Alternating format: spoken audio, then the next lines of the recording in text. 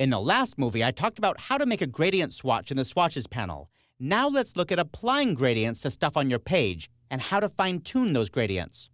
I have my brochure file open from the exercise folder, and I'm going to jump to the first spread by pressing Option Page Up or Alt Page Up on Windows.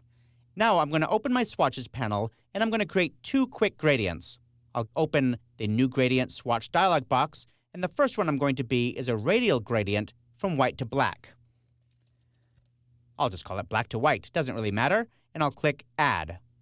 The second one is going to be a linear gradient. That's going to be purple, light to dark. Again, you can call these things anything you want, but this one's going to be linear, and the first one is going to be kind of a purplish color. Let's add a little bit of black, a little bit of cyan, kind of a light purple, and the last color is going to be another CMYK swatch, which is also purple, but a darker purple, much darker purple. There we go.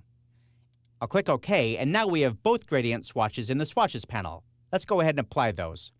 I'm going to make this middle panel the purple light to dark, and I'm going to apply the black to white radial to this object over here, which is actually inside a group, so I need to double-click on it to select it. Now I click on black to white, and it fills it with the black to white gradient. Now, I don't really like the way either of those look, so I want to fine-tune those a little bit. To do that, I'm going to switch to the Gradient panel. If you don't see the Gradient panel in the dock, you can find it in the Window menu under the Color submenu. The Gradient panel lets you apply local formatting to your gradients. In other words, if I select this purple gradient, I can see that it goes from light to dark purple here. I can now tweak the gradient a little bit in all kinds of ways. For example, I can make it more dark purple by dragging the midpoint slider to the left. It immediately updates on my page as well. I can also change the angle of this. For example, I'd rather have this be 90 degrees. So I'm going to change the angle field to 90 and hit Enter.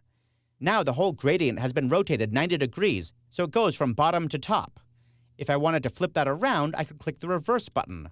So you have a lot of control over how this gradient sits inside of that frame.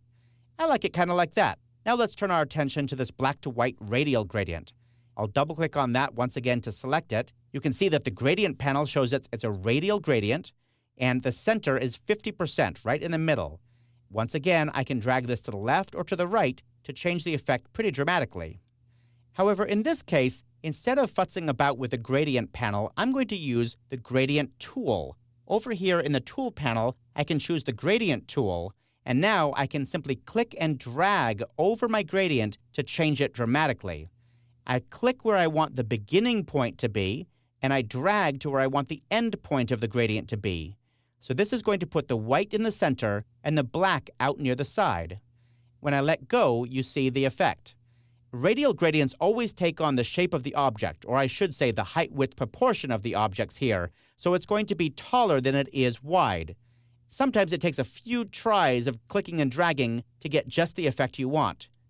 Try clicking and dragging in different directions as well, and then you can start dragging this midpoint slider to fine-tune it.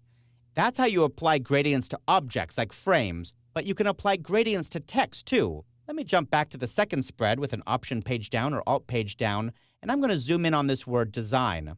I'd like to make this word a design. To do that, I'll switch to the Type tool and select the word.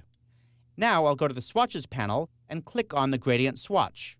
It's hard to see here because it's highlighted, but if I deselect that, I can see that it goes from light to dark purple.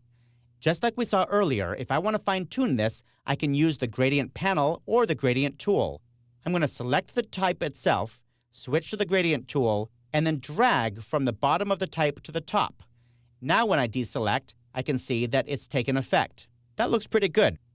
Blends are certainly the trickiest color feature in InDesign to get right, but practice fine-tuning them using the Blend tool and the Gradient panel, and you'll soon become a blend master.